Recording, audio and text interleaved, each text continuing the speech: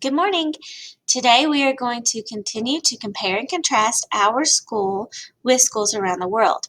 Today we are going to compare and contrast our school with the 10th school in Haiti. Let's fill in the blanks here. Yesterday we discovered blank and blank between our school and the boat school in Bangladesh. Today we will blank our school to a different school in Haiti. Okay, let's see if we can fill in these blanks. Here's our word bank. Differences, contrast, similarities, compare, alike. So let's look at the first one. Yesterday we discovered blank and blank between our school and the boat school in Bangladesh. What do you think goes there? I'll give you a few seconds to see if you can figure it out.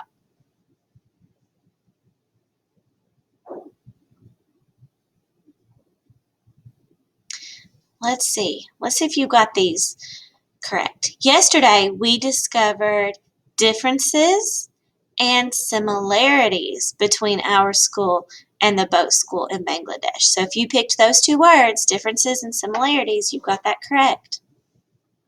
Today, we will blank our school to a different school in Haiti.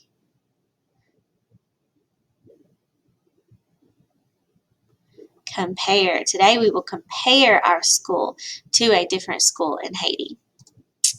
We have not listened to our What is School song in a while. So let's listen to our What is School song.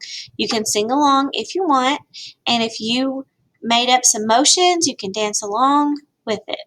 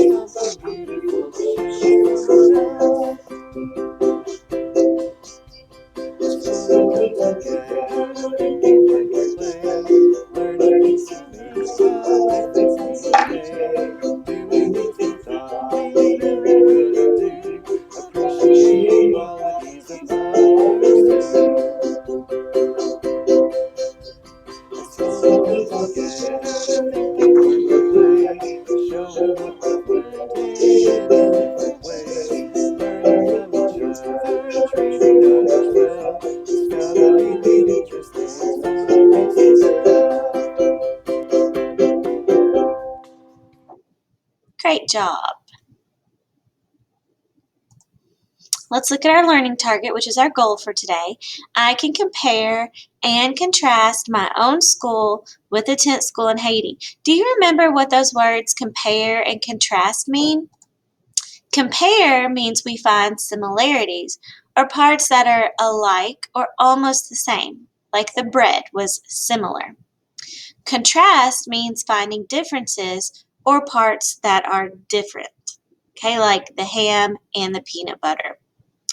Now, one thing we need to talk about is how we can show respect while we talk about similarities and differences between our school and another school. We need to remember that differences aren't bad. So we need to find things that are special about the other schools. Okay, differences are not a bad thing. Let's go ahead. I know it's been a while, so let's go ahead and reread the 10th school in Haiti.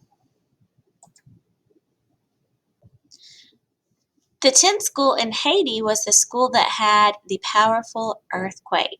So I'm going to go ahead and read about the 10th school in Haiti again. And as I'm reading, I want you to be listening for ways that our school and the 10th school are the same and ways that they are different. What if you woke up one morning and found that the world around you was completely different? That your house, your neighborhood, your family, and your friends were all gone? That's what thousands of kids in Haiti faced on January 12, 2010, when a powerful earthquake took their world and turned it upside down. The severe earthquake collapsed buildings as if they were made of cards. Streets disappeared under rubble. By the end of the day, more than 200,000 people had died. life on the island slammed to a halt. About half of the schools in and around the capital city, Port-au-Prince, were damaged or destroyed in the earthquake. Going to school, seeing friends, and having a routine is really important for kids after a disaster. It makes life feel closer to normal for a few hours a day. But how do you get kids back to school when the world around them is in chaos? When you can't even think about rebuilding until tons of debris have been cleared? You set up a temporary school and you do it as fast as possible. In the days after the earthquake, groups like UNICEF, Save the Children, and Plan International helped students that were damaged or destroyed, helped schools that were damaged or destroyed, set up tents so their students had somewhere to go for classes. They also set up tent schools near camps for people who had lost their homes. When it rained, the tent schools flooded and children had to go home. But on good days, the schools were full. Knowing that the kids were dealing with a lot of strong emotions, teachers wanted to make sure the tent schools were a fun and safe place. Besides having standard classes like reading, math, and French, they played games and sang songs. Teachers also encouraged students to talk about their feelings so that they could start healing.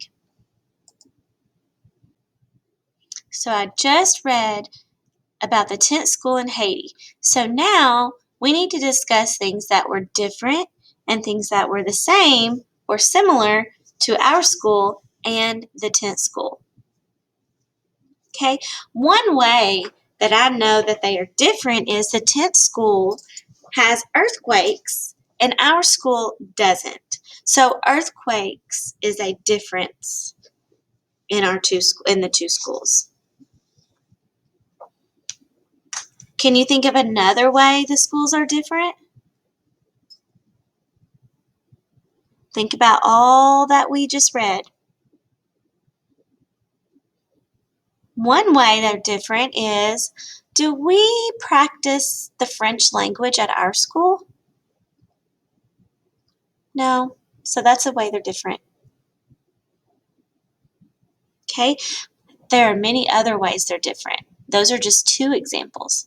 Now let's talk about how they are similar. How is our school and the tent school similar?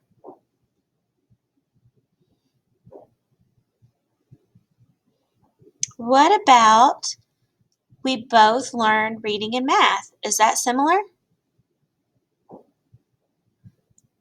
What about we play games and sing songs? Do they play games and sing songs? Okay, and there are other ways that our school and the tent school are similar, even though that school is around the world.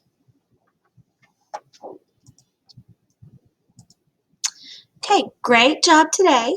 So what you're going to do now is I want you to list two ways that our school and the tent school in Haiti are the same and different.